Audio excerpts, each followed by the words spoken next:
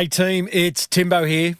Before the marketing gold comes raining down on us all, the Small Business Big Marketing Show is brought to you by Web Central and Design Crowd, two businesses that care deeply, very deeply about your marketing. You know, I've worked in or on marketing all my life, some 27 years, but who's counting? And if there's one thing I know for sure, design plays an integral role in ensuring a business stands out and gets noticed. Back in my day, working for Australia's biggest advertising agency, great design and art direction did not come cheaply. In fact, I vaguely remember sending an invoice to a blue chip corporate client for around $5,000 for a business card design. Well, it doesn't have to be that way at all. Great design can be beautifully inexpensive. You just need to know the right peeps. So, allow me to introduce you to Design Crowd, an insanely simple and cheap way to get anything designed. And I mean anything, from logos and business cards through to signage and tattoos. Yeah, tattoos. Head to designcrowd.com/Timbo and grab up to $100 off your first project. Hey, speaking of tattoos, how's your online footprint? How's that for a segue? Well, the reality is both are permanent, a tattoo and your online footprint. So you may as well make them good, real good. That's where Web Central comes into play. You see, Web Central are laser focused on getting all your online marketing sorted to the point that it grows your business. Imagine that. Online marketing that actually gets your customers and grows your business. They'll build you a highly effective website, update it with content each month, and then ensure it gets found on Google and via social media. They've got 3 exclusive listener packages waiting for you over at webcentral.com.au/Timbo.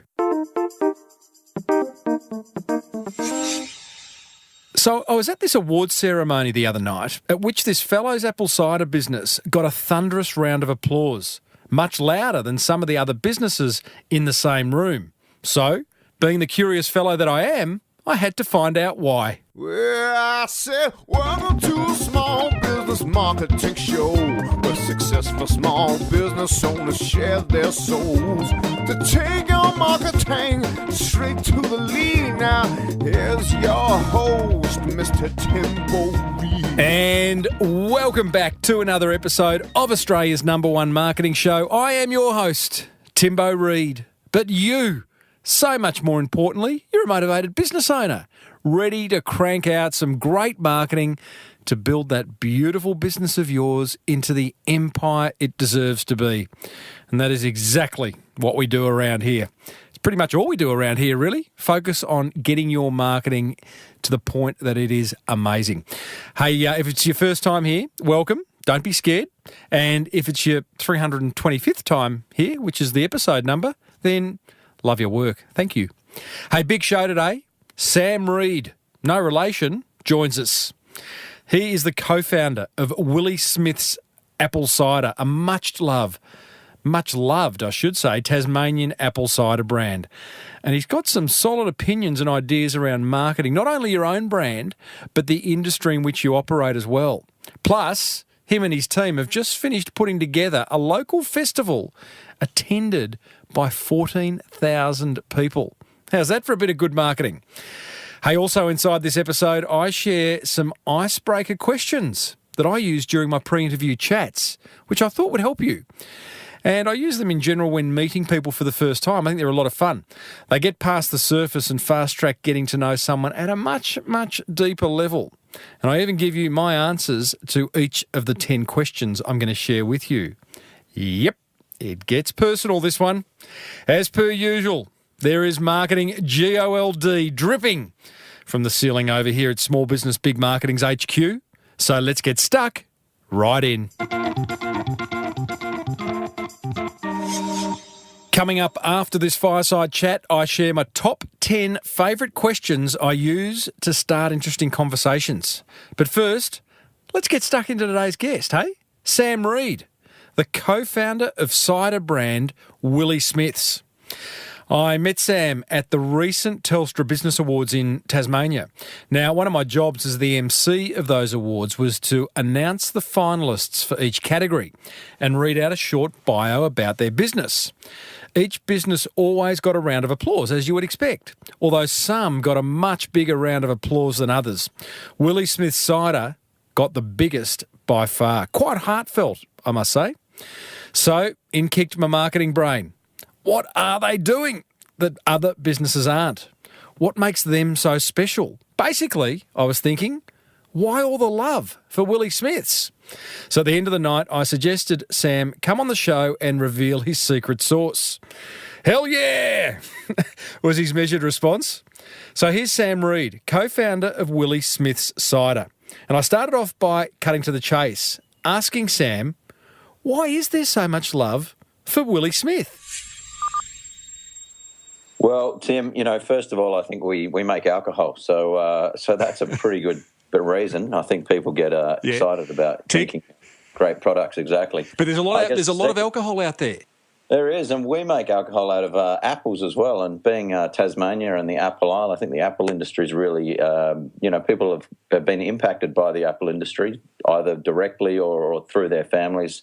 They've all been touched by it in some way. Mm-hmm. So that's another part of it. But I mean, I think the other thing is about what we bring to the community where we play. So the Apple Shed, we're about having a lot of fun. We recognise it is alcohol. People want to have a drink and want to have a good time and share a social occasion with people. So we have a lot of fun at the Apple Shed, which is our cellar door down in the Huon Valley. And we also, I guess the week before the event, we had 14,000 people at our Apple Shed over the course of the weekend for the third year of the Huon Valley Midwinter Festival. Which is, so we're going to get to all that, but I think the summary of that, Sam, is that there's a real fun element to this brand that embraces a number of things, not only a great product, but people and festivals and all those kind of things that bring it all together. Yeah. Yeah, absolutely. I mean, I think we've got to remind ourselves we're not curing cancer here. We're making alcohol, and people like to have fun and with that, and so we try and have fun. A social lubricant. That's exactly right. Actually, that's for all of us who aren't down there. Sam, explain the Willie Smiths brand. There's obviously two parts. There's the on-site experience, and then there's the product that we can buy when we're not on site. So maybe just give us the short version of both, will you? Yeah, sure. Well, Willie Smith is actually my business partner's great-grandfather. So he started farming in the Huon Valley in the 1800s, the first of the Smith family to start orcharding there. And Andrew is a fourth-generation orchardist in the Huon Valley. So it's a tip of the hat naming the product to him. It's an organic apple cider, which we make on the farm. Andrew grows all the apples on the family farm, and we make it there on the farm. Mm-hmm. It's a really unique and different style of cider than exists out there in the marketplace at the moment. Obviously, being organic is a key part of it, but we wanted to do something different. We wanted to be true to the organic nature of the apples. So we looked at a lot of styles from Northern Europe and settled on the kind of French farmhouse style that we wanted to kind of make in our own Australian or Tasmanian way, I suppose. So it's a cloudy product. It's got a little bit more body and substance to it than your normal cider. It finishes nice and dry, but we also give it a bit of a malolactic ferment, which is the old malolactic. Yeah, that's I have no idea what that is, but well, hey, you had me at French farmhouse, by the way. Oh, sorry, I'm getting a bit too technical now. I know. I can't help it. I've told the story. That's all right, mate. I know how much you love it, so I'll just pull you back every now and then. Yeah, fair enough. So malolactic ferment is a different style as well that the French ciders all naturally go through. It's what if you drink a Chardonnay, a wooded Chardonnay. They've all got that rounded buttery flavour to them. Oh, come on, don't give me the rounded buttery blackcurrant undertones and all that. Is that where this is going? Don't talk to me about blackcurrant. We're 100% apple, my friend. So, that's for those imported Chinese concentrate guys. What do you think? Just digressing, because, you would know the guys from Vino Mofo who is that a yes or? I actually don't know them. I know You know of them, though. You know the I brand. Yeah, exactly. That's quite interesting because those guys have taken the wine industry on head to head in the sense that they're like, they don't want to hear the buttery undertone kind of conversation. They just want to drink and enjoy wine. Are you on their side? Are you on the other side of like, let's have those kind of scientific discussions around cider? Oh, look, I think you've got to enjoy it, right? There's no doubt about that. And I think we start off with making a great product that we enjoy drinking and that we love. But obviously how you get there, you've got to get technical. Otherwise, you're going to just be hit and miss each time. So, yes, some people want to hear it. Most people probably don't. But you've got to do the background. Do you love it? Do you love getting in there and talking like that with your mates? Oh, I think not overly. I mean, I think Tim, our head cider maker, is much better at doing that than I am. Right.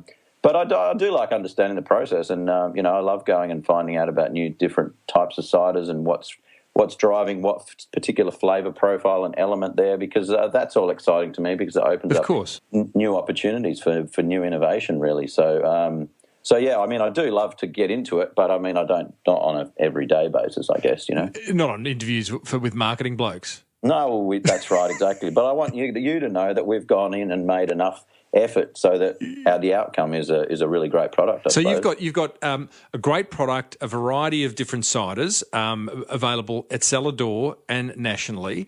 Then you've got the on-site experience. So I head down to the Cellar Door in the beautiful Huon Valley outside of Hobart. What am I going to experience? Well, I mean, what you're going to experience, I think, is our brand. So it is a 1942 built apple packing shed.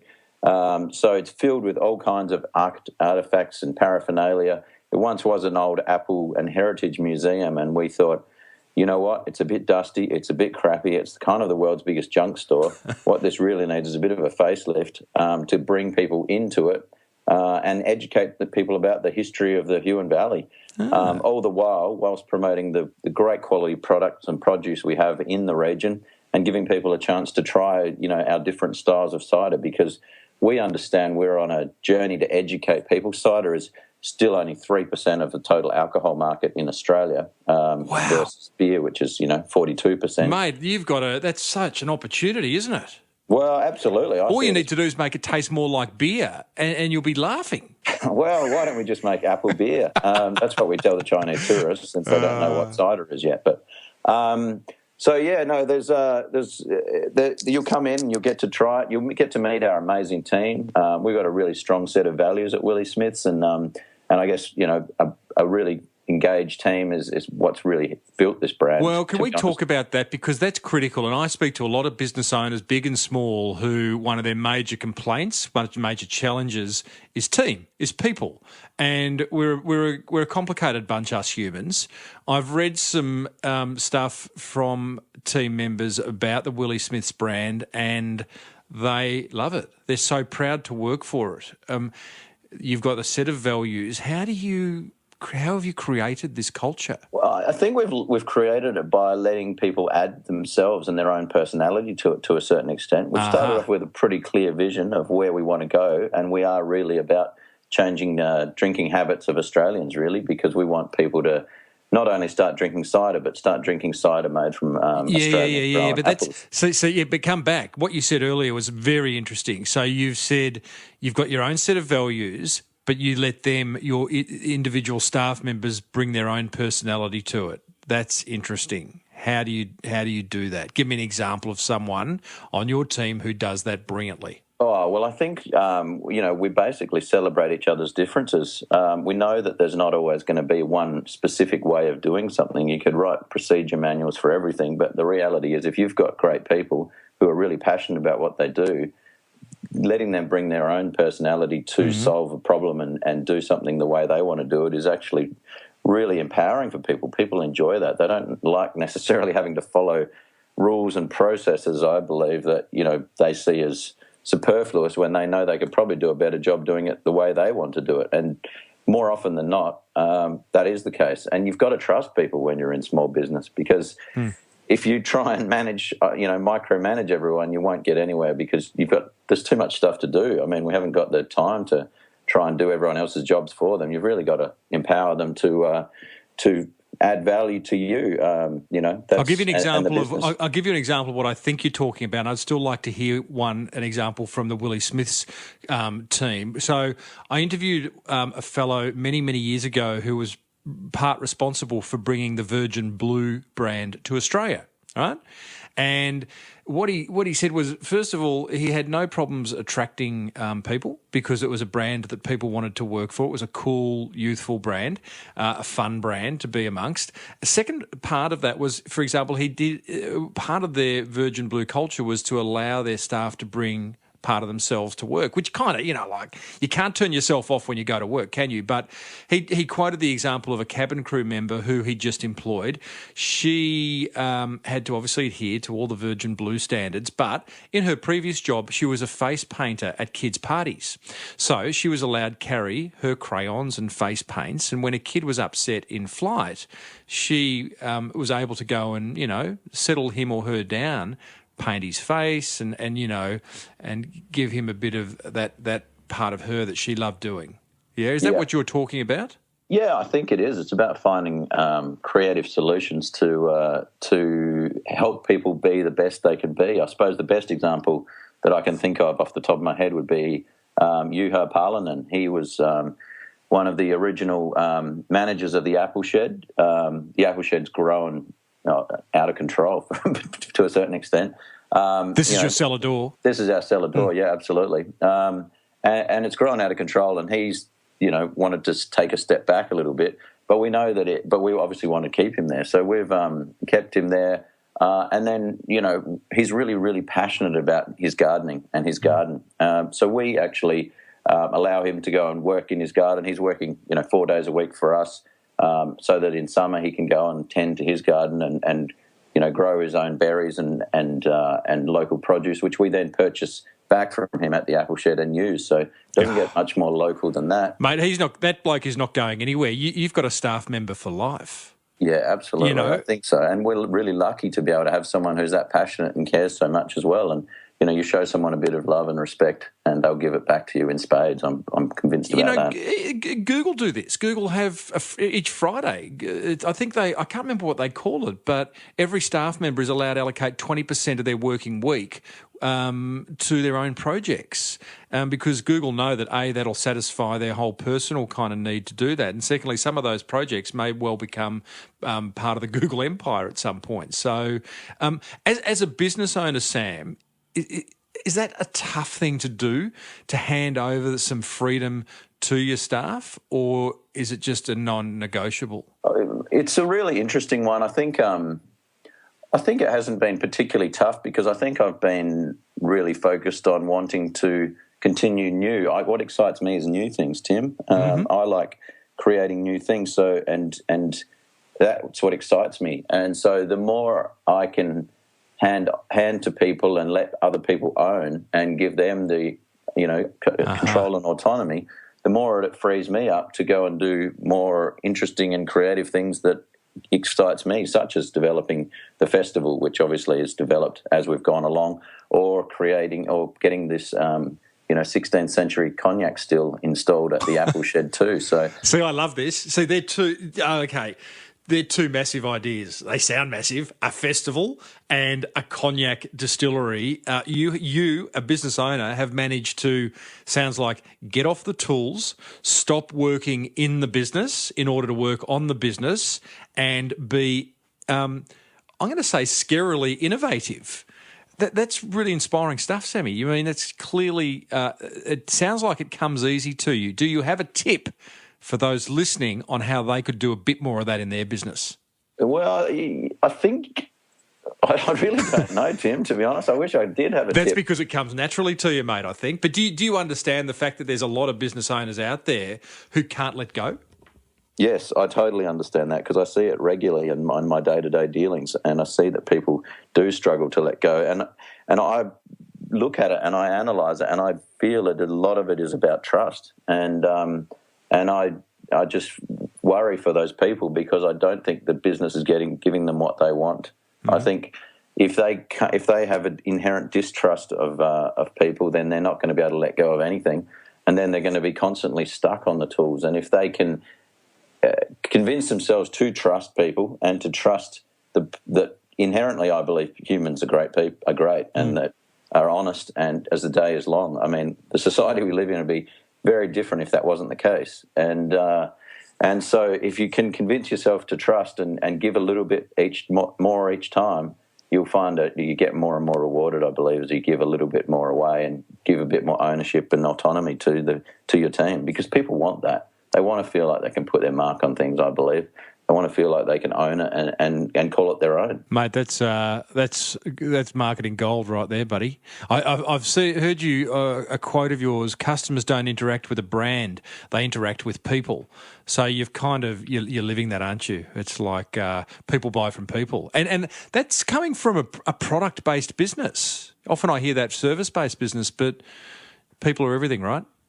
People are everything. I mean, I think in the early days when I was pounding the streets with Willie Smiths, convinced it was the best product in the world, and I still am convinced about that. People would tell me a lot of the time that, they knew it was the greatest product, but people are buying you. 50% of you is what they're buying, as well as the product. So you can have the greatest product in the world, but if you're not getting the relationship right, the other 50% isn't going to happen, and you're not going to get that sale over the line. So I think that was a really good learning for me in my early days, pounding the street like that. It also gave me a lot more respect for the sales function, which I probably previously didn't have as much as I should have. Mm-hmm. And I really just believe that, in every transaction that the person comes into it. They have to come into it. Mm-hmm. Otherwise, you're basically dealing with a big corporate, and then it's it's not a fun transaction. Tell us about that lack of respect for the sales function. What was that lack of respect, and how did you overcome it?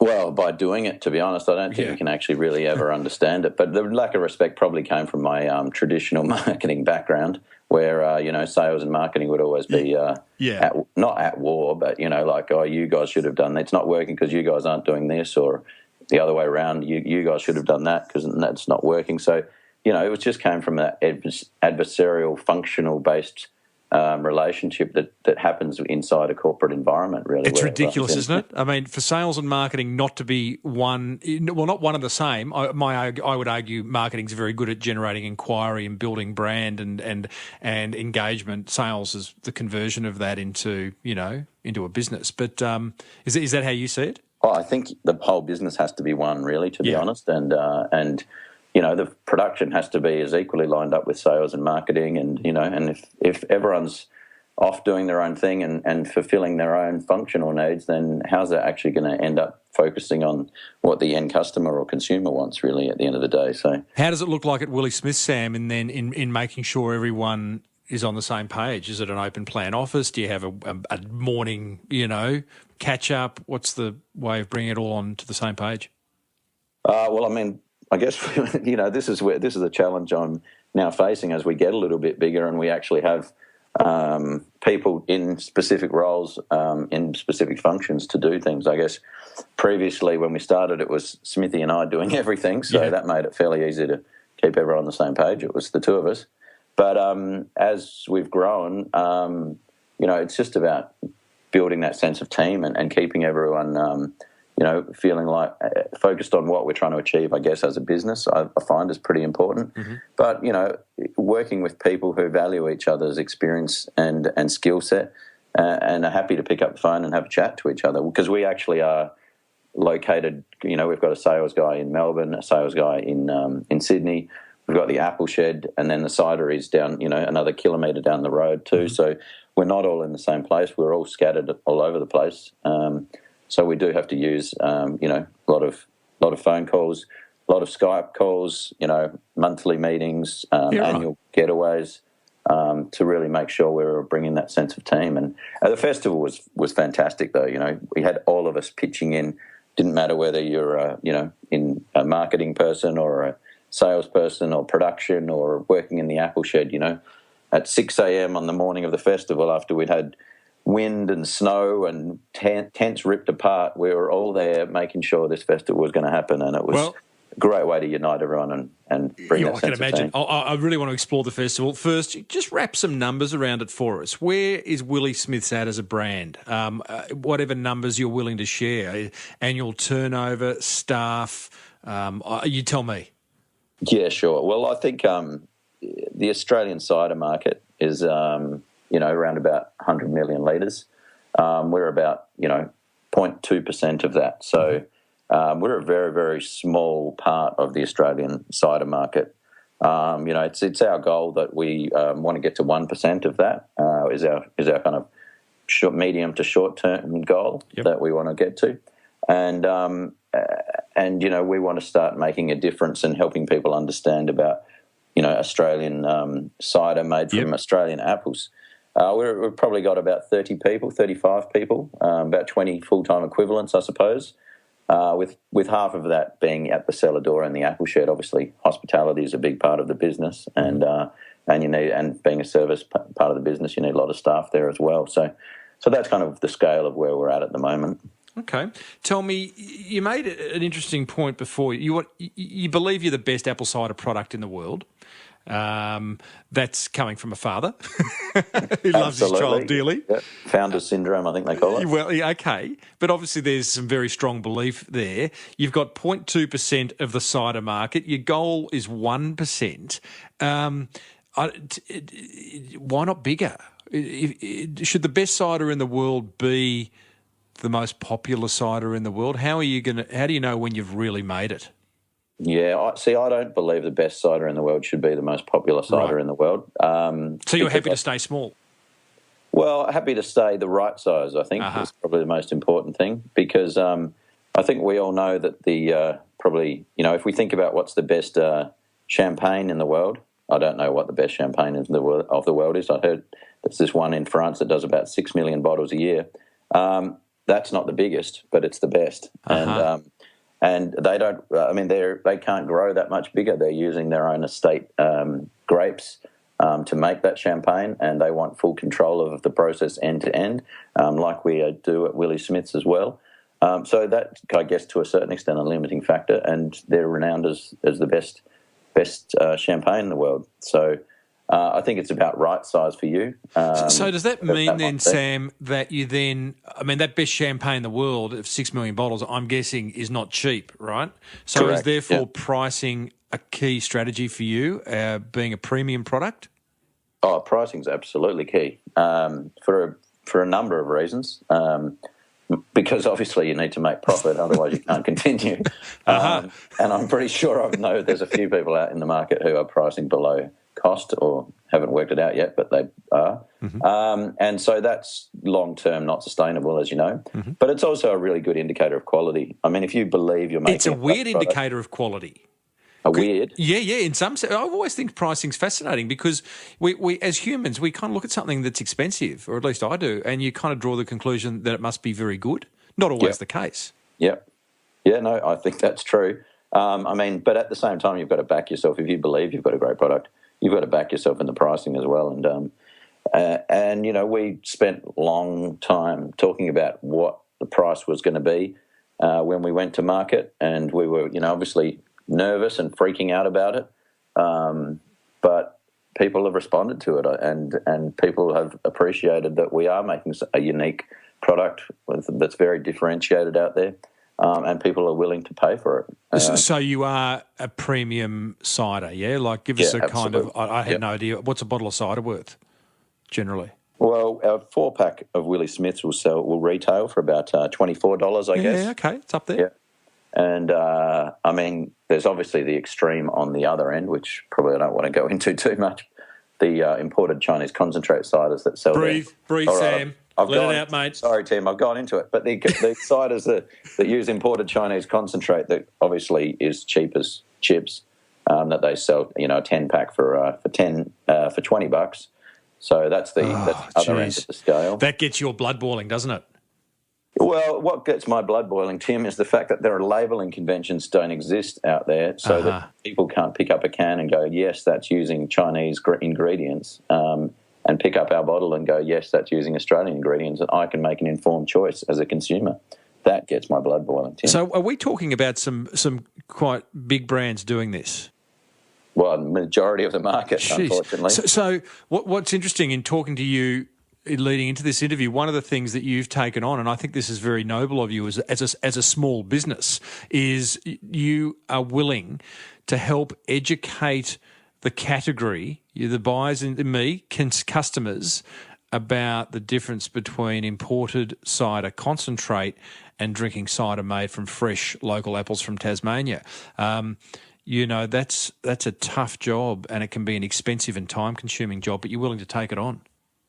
Yeah, I think I am willing to take it on because I guess what motivates me is bringing better quality drinking experiences to people. So someone's got to take a stand. If it's not me, then who's, or it's not us, then who's going to do it? Have you tried to get other brands within the category to help you? Yeah, no, I mean, I'm president of Cider Australia, which is, so, we're an association of cider producers from around Australia. We're all working together with the same goal here of trying to educate people about that. And we've been lobbying the government hard on labelling laws. We're trying to work with Horticulture Innovation Australia to get a designation on pack that signifies Australian apples. We're working on many fronts to try and make this happen. But at the moment, we don't obviously have the budget to actually get out there with a mass consumer campaign. So it really is, one sale at a time, one drink at a time, one festival at a time, one punter you're speaking to at a time. Good on you, mate. Well, I'm happy to spread the word because, massive difference between a bit of concentrate versus a few fresh apples. Now, tell me, this festival, you keep teasing us with it. I know it's a massive marketing play for the Willie Smiths brand. So, explain what it is. What's it called? What's involved?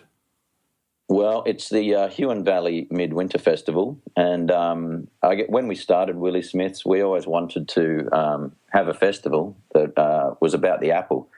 Back in the day, there was the apple festival at harvest time in the Huon Valley every year. It was all about March every year, and as the apple industry declined and lost relevance, the festival went by the wayside as well. Part of what we're doing is trying to reignite, I suppose, the apple aisle, or at least bring that heritage and history back. And so it was when I was travelling around France and the UK that I came across this ancient idea of wassailing, the old 12th Night Festival that they have every year in January. So just, midwinter, after the winter solstice, where they're, celebrating the shortest day of the year and saying it's time to wake up the apple trees. Nice. And scare away the evil spirits in the hope of a good harvest in the coming season. So it's an ancient pagan ritual or custom, and I thought, why can't we bring that into the Huon Valley? Because it really signifies what we're trying to do with this festival, which is wake up the Huon Valley during winter as well. And beautiful. Let the world know that the Huon Valley is open for business in winter as well, because it's always a slow time of year for tourism in both Tasmania and the Huon Valley. So I thought it was a great analogy between waking up the apple trees and waking up the Huon Valley at the same time, and getting people out and about and as a community coming together during that cold time of year. So it's a great celebration of the apple, and that's central to it. But we involve a lot of other local businesses. I think we had about 25 other local beer, wine, and food producers at the festival as well, all showcasing the best of Huon Valley and Tasmanian produce. How do you pull something together like this, Sam? It's a big idea. I'm guessing it's on the grounds of Willie Smith. That's right. It yeah. is. And actually our next door neighbours, we talked to our two next door neighbours and work with them, and they let us take over their properties. What do they do? Extent. Well, the one north of us is Tony O'Connell. He's a organic blueberry farmer, and so he's got the so they're property farmers. Yep, that's right. And, so you knock on their door, hey, listen, we want to have a party, boys. Look, we're expecting 10 to 12, maybe 14,000 people. Are you in? Yeah, it wasn't 10 or 12 in the first year, thankfully, because it's just grown actually exponentially. We really had no idea. It started off as a nice idea. I pitched it to Events Tasmania, which is a government body there, and they're in the process of trying to get Tasmania alive at winter from a tourism perspective with Dark Mofo it is. So pitched it to them. They said, yeah, we'll chuck in a bit of money. We really had no idea what to expect. We pulled it together and just were completely blown away by the turnout. You know, we had 4,500 people come in the first year. Wow. When we had just never done anything like it before. You know, we had pretty much had the highway shut down. There were cars parked all over the place, and we thought, we better get a bit serious now. Mate, this could be the next Glastonbury. Well, we call it Grovestonbury, Tim, actually. I love it. Yeah, definitely. So, have you been to Glastonbury? I haven't actually been. I've been very nearby. I went to a cider mill nearby while Glastonbury was on, but just couldn't quite get there. So my sons and I have a bit of it's on the bucket list in the next few years to do Glastonbury. So, okay, let me know when you're going. I'll join you. So. Sure, mate. More the merrier, I reckon. Sure. You have to wear a kilt though. That's what it's going to be a kind of kilt thing. I've got a bit of Scottish in me. My last name's Reid as well. I've got some Scottish heritage in there. I can probably come at that. So tell me, at the heart of the Huon Valley Midwinter Festival is there is obviously music. Is that what it's kind of all about? Well, the heart is this wassail of the apple trees, actually, where we had, this year we had 65 Morris from around Australia and New Zealand, Morris dancers, leading us in a parade and procession. What's a Morris dancer? A Morris dancer is someone who... it's an ancient, I guess... it's a bit wacky. Say no more. You answered it by not answering it. I'm trying to think about how best to explain it. But a bit wacky. They get dressed up, wear bells and tatters, and there you go. Paint their faces. And say no more. Yeah, dance around, yeah. And okay, so that's at the heart of it. But now you have music now, right? Because like the one just gone, which was earlier this year, you had 14,000 people and there were bands playing? Yeah, no, absolutely. So it's very much about, we call it feasting, folk dancing, storytelling, all of these ancient traditions and customs that go together, really. So is it more like Burning Man? Well, on the Friday night, we did have a Burning Man this year. He was 10 metres high, and we call him the Big Willie. So we lit him with a flaming arrow. And this is, I guess, the bit that I mean, just let people come up with their own ideas and contribute their own thing. We've got a guy at the apple shed called Dan, and it turns out he made his own bows and arrows. Of course. He thought he could light this big 10-metre high Burning Man that would sit in the middle of the dam with a flaming arrow. So who are we to try and say no? No, so, not to Dan the man. That's a brilliant idea. Of the festival now, so yeah. That is brilliant. Wow. Yeah. Sam, you must look at this. I mean, you're an ideas guy. You must look at this stuff. And was there a moment, let's say, at the festival just gone where you've looked back and gone, wow, look at this. This is cool. Yeah, I was probably too busy at this year's festival. Well, you're too pissed, but too busy, that's good. Well, a little bit that as well. But I think it was probably, my favourite part of the festival is actually on the Sunday evening. We get together at the end, everyone who's been there, the whole Willie team, have a few ciders and have a chat and just celebrate what an amazing event we've put on for people and what we've done for the Huon Valley. And that's probably, I think Cara, she talks about, it's just full-on love there, real love coming out amongst the team and just, really proud of, I guess, what we've achieved as a team and how much fun we've provided for people, I suppose. So yeah, there is that, and that is actually my favourite part of the festival and has been every year. So the debrief. Tell me, it sounds kind of a ridiculous question because there's a whole lot more to business than just the hard numbers, but that festival's done a lot for the Huon Valley. It's done a lot for the businesses around the Huon Valley. There's 14,000, I'm guessing, locals and interstate people come and had a ball. What did it directly do for the Willie Smiths cider brand? Yeah, I think what it does for us, in year one, probably gave us a bit of credibility and said, okay, these guys are serious. Look at what they've achieved. Look at what they can do. It doesn't directly do, I'd say, though, anything. What it indirectly does, though, is lodge in people's heads an amazing experience that they will draw upon and talk about for at least the next year. The amazing time they've shared with friends. I mean, we make this festival quirky. You see stuff there that you won't see anywhere else. Well, big 10-foot Willie with the Willie. That's right, big Willie. You don't see Willie. The big 10-metre Burning Man every day. So we've tried to make it as quirky and unique and interesting and fun as we possibly can because we know that, I believe traditional advertising is dead. I believe that you've got to give people great experiences to remember your brand by. There's so much competition for a space of share of mind and share of memory, that you've got to do something big if you want to be memorable, and we're all about trying to be memorable. So I think there's that year of memorability that people can look back on.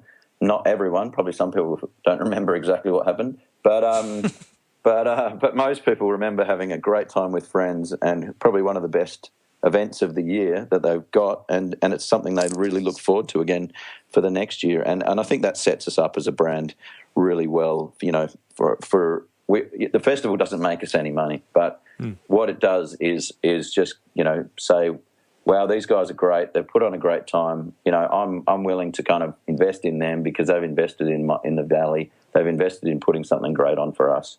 And we appreciate that.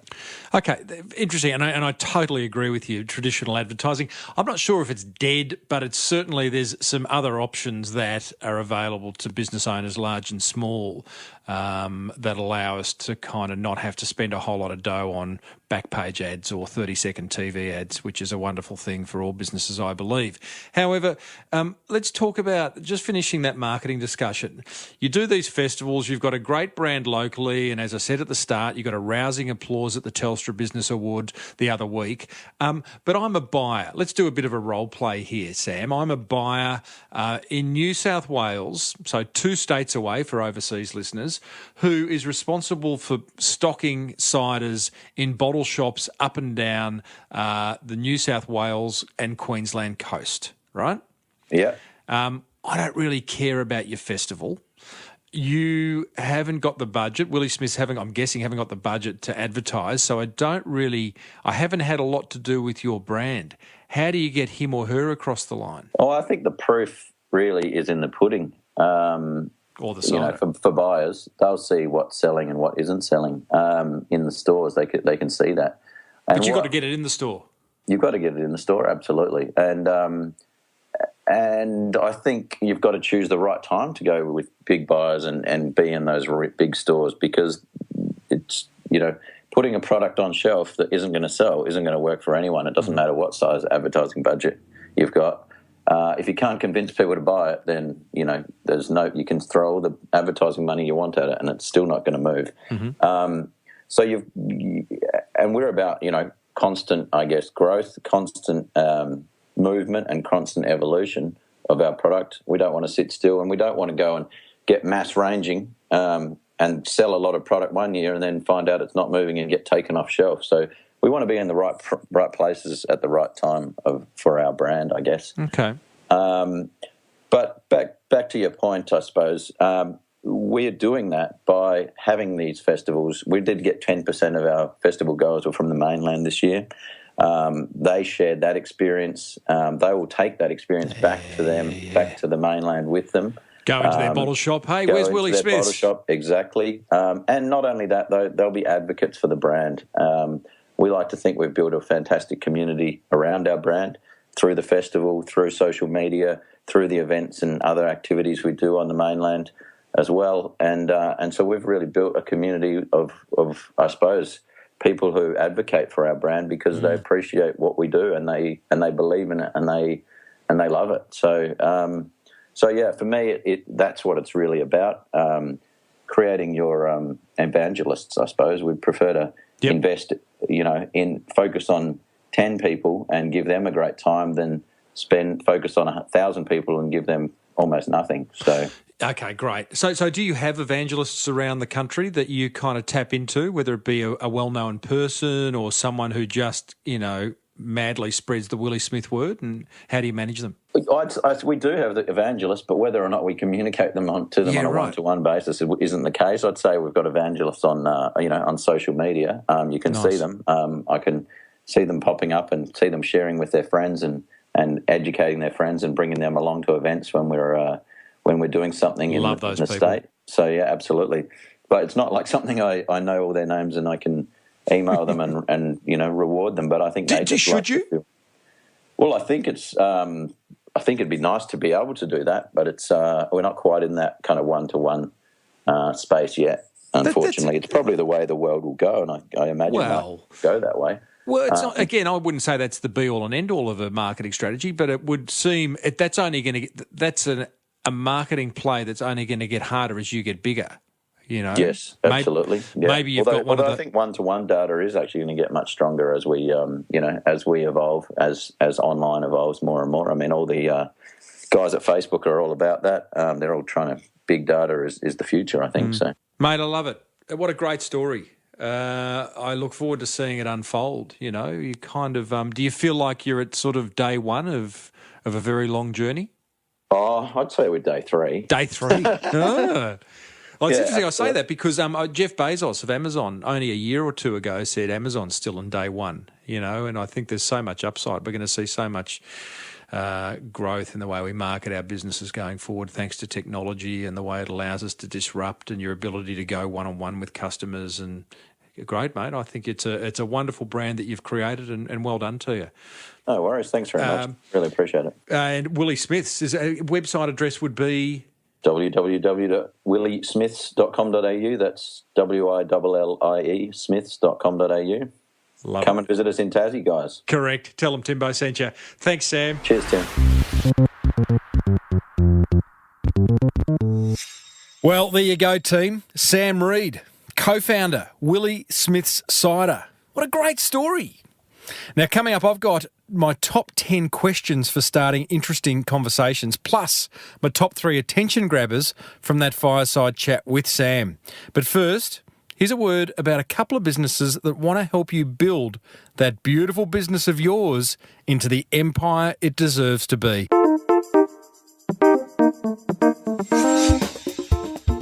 Support for this show comes from Web Central, who love building small businesses' websites that not only look great, but get you more customers. I asked Verity Ma, their Chief Marketing Officer, to share her top 3 business website must-haves that are simply non-negotiable. The 3 must-haves for an effective website, I think, starts with a clear call to action. So when you get a visitor to that website, what do you want them to do? Also, the website needs to be mobile friendly because there's a huge growth in the number of visitors coming from their mobile, searching while they're out and about. And then finally, a professional design that reflects your brand. Because if you think about it, the first time that a potential client or customer interacts with your brand is on your website, they're going to have an immediate view of what your website does and whether you're trustworthy. Web Central, helping you build trust online fast. Check out webcentral.com.au/Timbo for exclusive listener offers.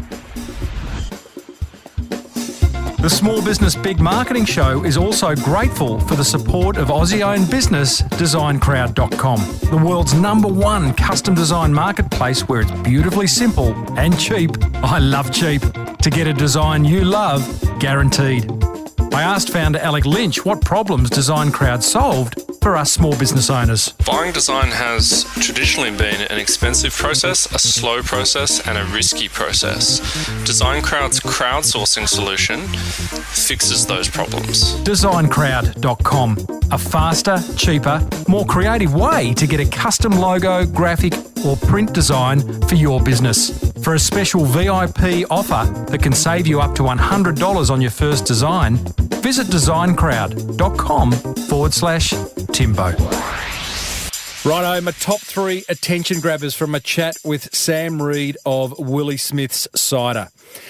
Number 1, I loved Sam's tip on how to attract and retain great staff, a challenge for all small business owners. Let people add themselves and their personality to your culture. That's what he said. Have them solve problems in their own way, in their own style. And it's incredibly empowering for them, he said. The bottom line, stop trying to micromanage everyone.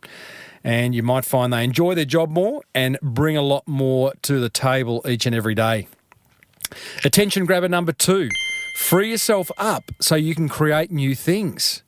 I love Sam's passion for creativity and innovation. The festival wouldn't have happened if he hadn't created space between the day-to-day running of the business and time to think. Who's guilty of not doing that? Hands up. I am. But when I do find time to sit and think or walk and think, it's bloody beautiful. So here's a couple of ways to create that time. Number 1, be less controlling and trust that your staff will solve problems in their own way. And number 2, offshore process-driven tasks. Identify all those tasks that are taking up your precious time and money and send them to places like the Philippines. We've covered this at length in past episodes, but if you want to cut to the chase, check out cornerstonebusinesssolutions.com.au. It's an offshoring business that I have an interest in because I believe in what they are doing is needed so much by businesses everywhere. And attention grabber number 3 following my chat with Will Smith. Well, it wasn't Will Smith, it was actually Sam Reid, wasn't it? We're all about being memorable, is what he said. Now, are you trying to be memorable in your business? And if not, why not? I'm guessing as a listener of this show, you're constantly looking for ways to stay on your customer's shopping list. And so you should be. Whether it be through offering an amazing customer experience like past guest Joshua Nichols of Platinum Electrics, or breaking Guinness Book of World Records like past guest Arthur Greeno of Chick-fil-A, or creating amazing stories that emotionally engage your customers like Dave Munson's doing from Saddleback Leather. There's no shortage of ways of being memorable. So just choose one and get on with it. So that's what grabbed my attention, team. What grabbed yours? I would love to know. Please take the time out. Hit pause right now. Head over to smallbusinessbigmarketing.com/325 and leave a comment in the blog post for this episode.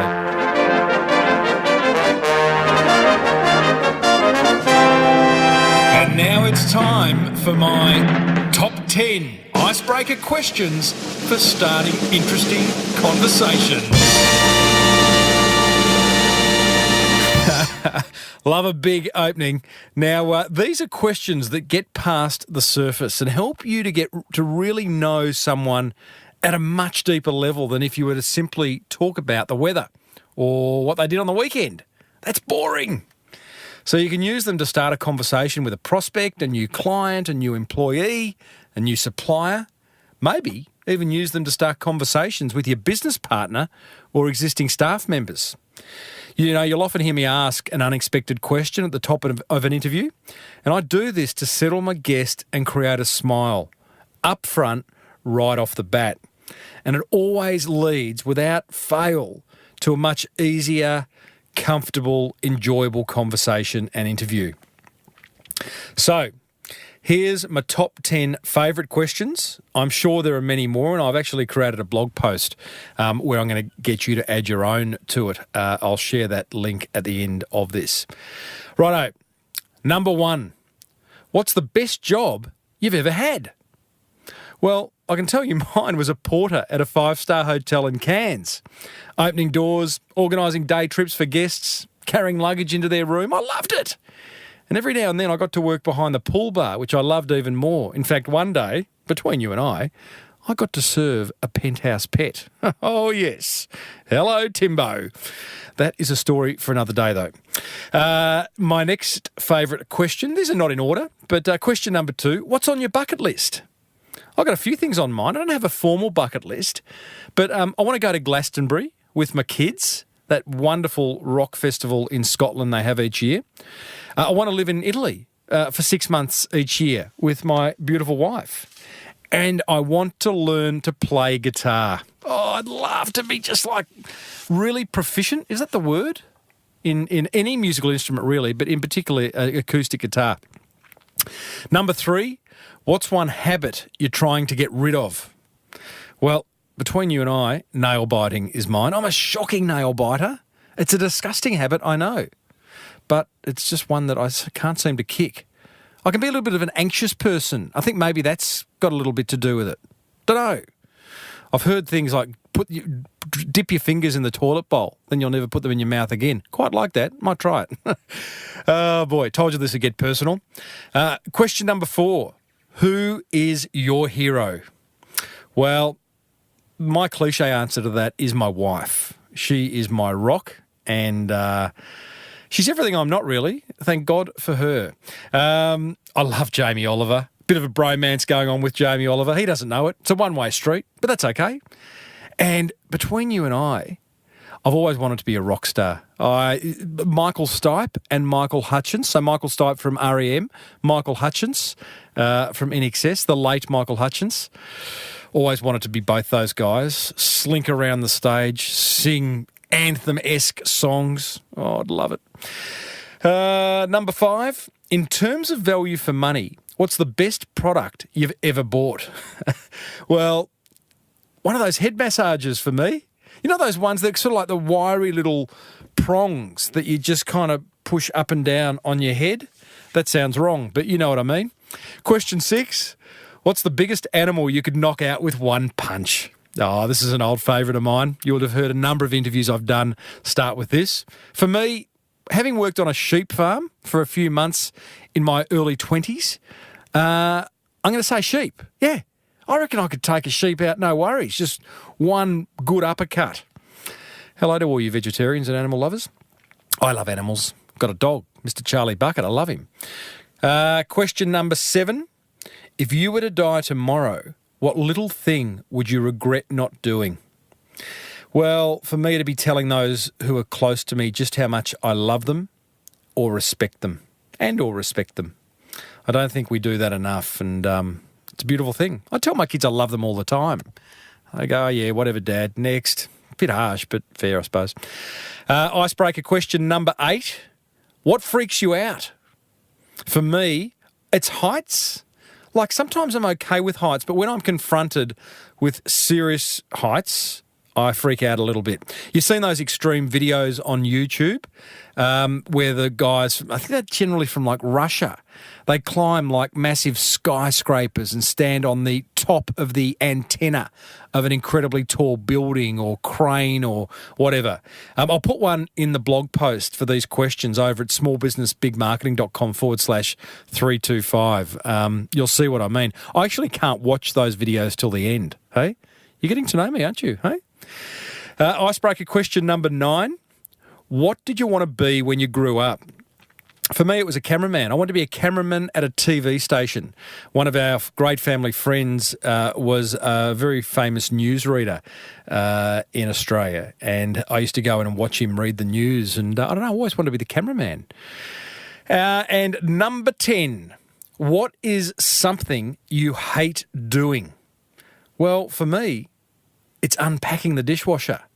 I don't mind stacking the dishwasher. In fact, I love stacking the dishwasher. I don't think anyone stacks the dishwasher better than me, right? But unpacking it, I'm not such a fan of. So there you go. 10 icebreaker questions to get interesting conversations started. We all oh, get it out, Tim. But we all want to have an interesting conversation, right? And I want to know, what would you add to that list? You know, I've gone and put these 10 questions into a blog post over at smallbusinessbigmarketing.com/icebreakers. And in the comments section, you can add your own question or 2 or 3. I'd love to see them. So head over and add your question in the comments section right now. Well, that almost wraps up another episode of the Small Business Big Marketing Show. Got a great interview for you next week. We meet a podiatrist who was run off his feet. See what I did there? Run off his feet, podiatrist. Hashtag dad joke. He was booked 4 months in advance and seeing patients at midnight.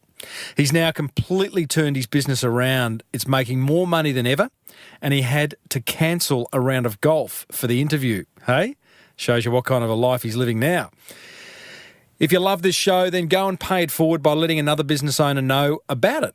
One who could do with a bit of marketing love, because there's plenty more where this came from. You know, I chat with all sorts of incredible business owners on this show who reveal some amazing marketing insights that have helped them build a business they love. From celebrity personal trainer Michelle Bridges to the creator of the world's most viral marketing videos to past getaway host and now social media entrepreneur Jules Lund. Here he is sharing his obsession with social media. I'm obsessive, so if I'm going to go into Instagram, I see that I'm sort of either full on or full off. Mm-hmm. And it, funnily enough, social media takes me away from family time. Yeah. And here we go. Yeah. We're back to the... We are, the $1 million question. But, and those years that I built the Fifi and Jules social accounts came at a cost of my family, you know. Wow, it's a big call. Yeah, you know, it does. It really does. And I think... This might be further fuel for my fire. What do you mean came at the cost of your family? Like the amount of time that you were distracted by peering into that screen trying to build traction with... chasing the dragon. Hey? Trying to get that organic reach. I think that's a kind of comment about heroin. It is. That's what I mean. But social media is like a drug because it gives you that instant fix. Yeah. Again, you know. Yeah. Back on my soapbox. No, but it definitely does. And look, you know, there would be surveys around the world that would demonstrate that it is an addiction. And that's why with Snapchat's going to be monstrous this year. And you know, that bloody social media.